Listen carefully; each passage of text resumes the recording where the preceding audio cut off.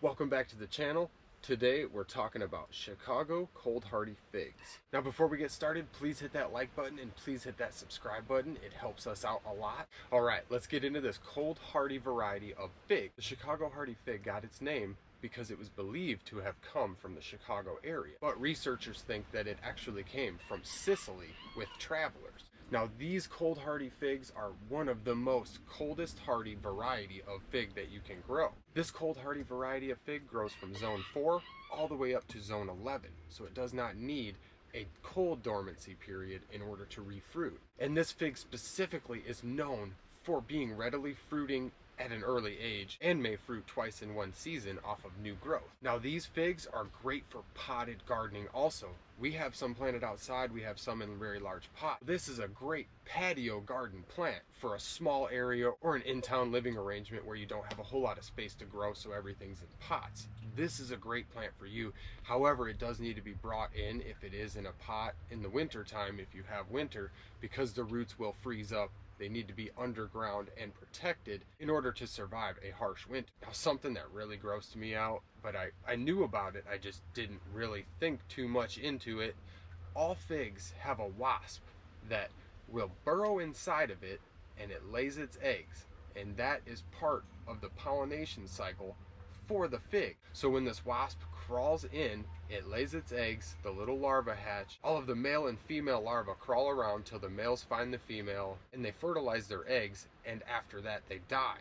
And the fig eats their bodies. It turns their bodies into a nutrient that the fig actually absorbs. It's very disgusting. Now the Chicago hardy fig and a lot of figs are considered self-pollinators. This is a great, easy beginner's plant, especially for a beginner that's gardening off of their patio. It is an all-around great plant to have and to grow.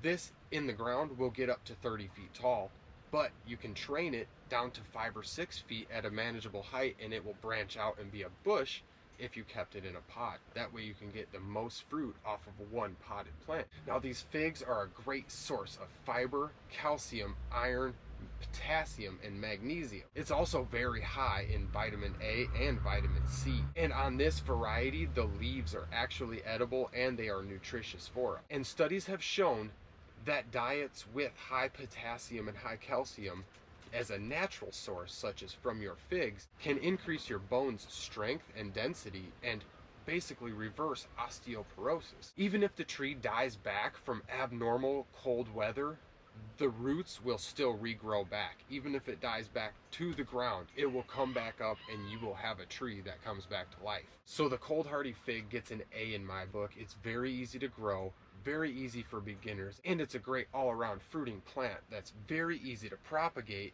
and to make more and basically just multiply a whole forest of these things off of one bush. So I really do some deep digging on cautions when I'm looking up all of these plants I have, and I try and find the most useful facts for my customers. So when I was looking up overeating figs, basically it just is diarrhea. That's all you're gonna do. You're gonna give yourself an upset stomach or have diarrhea if you eat too many figs. So I really see no harm in this. There's no real need to take any caution when eating figs unless you're gonna eat a ton of them. I hope everyone found this useful or helpful. Don't forget to hit that like button and please subscribe to our channel. I thank you very much.